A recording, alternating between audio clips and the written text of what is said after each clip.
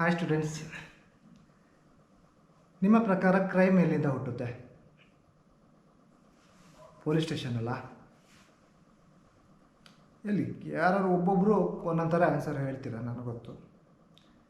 But ನಿಜವಾಗ್ಲೂ crime ಎಲ್ಲಿಂದ ಹುಟ್ಟುತ್ತೆ ಗೊತ್ತಾ? ನಿಮ್ಮ ಮನೆಗಳಿಂದ. ಹೇಗೆ ಅಂತ ನಾನು ಹೇಳ್ತೀನಿ. ಒಂದು ಮಗುವಿನ ಶಿಕ್ಷಣ ಆರಂಭ ಆಗೋದು ಹುಟ್ಟೋದಕ್ಕೂ ಮೊದಲೇ, ಗರ್ಭದಲ್ಲಿರುತ್ತಲ್ಲ ಆಗಲೇ. ಸೊ ಗರ್ಭದಲ್ಲಿದ್ದಾಗ ತಂದೆ ತಾಯಿ ಏನು ಮಾತಾಡಿರ್ತೀರ, ಅಥವಾ ಅವ್ರ ಸುತ್ತಮುತ್ತ ಇರೋರು ಏನು ಮಾತಾಡಿರ್ತೀರ, ಅಥವಾ ಮಗು ಹುಟ್ಟಿದ ಮೇಲೆ ಮಗು ಪಕ್ಕದಲ್ಲಿ ಕೂತಿರುತ್ತೆ, ತಂದೆ ತಾಯಿ ಬೇರೆ ಏನೋ ಕೆಲಸದ ವಿಚಾರಕ್ಕೆ ನೀವು ಸುಳ್ಳು ಹೇಳ್ತಾ ಇರ್ತೀರ. ಮಗು ಅಬ್ಸರ್ವ್ ಮಾಡುತ್ತೆ, ಅದನ್ನೇ ಕಲ್ತ್ಕೊಳ್ಳುತ್ತೆ, ಸುಳ್ಳು ಹೇಳುತ್ತೆ. ಹಾಗೇನೆ ಅಕ್ಕ ತಮ್ಮ ಇರ್ತಾರೆ ಆ ಮಗುಗೆ, ಅವರು ತಂದೆ ತಾಯಿಗೆ ಮೋಸ ಮಾಡೋದನ್ನ ಮಾಡ್ತಾ ಇರ್ತಾರೆ, ಅದನ್ನು ನೋಡ್ತಾ ಇರುತ್ತೆ.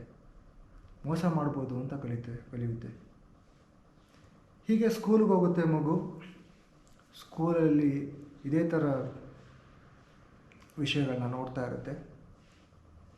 ಎಲ್ಲ ಥರದ ಕೆಟ್ಟ ವಿಷಯಗಳನ್ನು ಕಲಿಯೋಕ್ಕೆ ಸ್ಟಾರ್ಟ್ ಮಾಡುತ್ತೆ.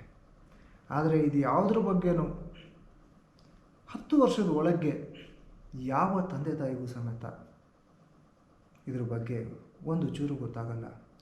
ಯಾಕೆ ಅಂತ ಹೇಳಿದ್ರೆ, ನಿಜವಾದ ಶಿಕ್ಷಣ ಏನು ಅನ್ನೋದನ್ನೇ ಇಡೀ ಸಮಾಜದಿಂದ ತುಂಬ ದೂರ ತಗೊಂಡೋಗಿದ್ದಾರೆ ಎಲ್ಲರೂ. ಗುರುಕುಲ ಶಿಕ್ಷಣದಲ್ಲಿ ನಿಜವಾದ ಶಿಕ್ಷಣ 8 ವರ್ಷದವರೆಗೆ ಸ್ಟಾರ್ಟ್ ಆಗುತ್ತೆ. ಹುಟ್ಟು ಮೊದಲಿಂದ ಆ ಮಗು 8 ವರ್ಷ ಆಗುವವರೆಗೆ.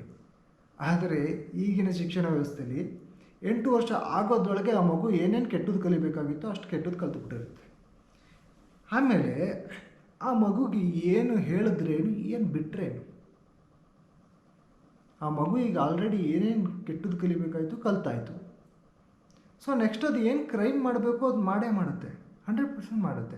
ಯಾಕಂತ ಹೇಳಿದ್ರೆ ನೀವು ಕಲಿಸಿರೋದೇ ಅದನ್ನಲ್ವ. 8 ವರ್ಷದವರೆಗೆ ನೀವು ಮನೆಯಲ್ಲಿ ಸುಳ್ಳು ಹೇಳೋದು, ಮೋಸ ಮಾಡೋದು, ಇಂಥದ್ದನ್ನೇ ಕಲಿಸ್ಬಿಟ್ಟು ಆ ಮಗು ಸತ್ಯದ ದಾರಿಯಲ್ಲಿ ನಡಿ ಅಂತ ಹೇಳಿದ್ರೆ ಹೇಗೆ ನಡೆಯುತ್ತೆ? ಆ ಮಗುಗೆ ಒಳ್ಳೆ ಕೆಲಸ ಮಾಡು ಅಂದರೆ ಹೇಗೆ ಮಾಡುತ್ತೆ? ಆ ಮಗುಗೆ ನೀನು ದಾನ ಮಾಡು ಅಂದರೆ ಹೇಗೆ ಮಾಡುತ್ತೆ? ಮಾಡಲ್ಲ ಅಲ್ವಾ? ಪ್ರತಿ ಮನೆಯಲ್ಲಿ ಪ್ರತಿ ತಂದೆ ತಾಯಿಗಳ ತಪ್ಪಿದು.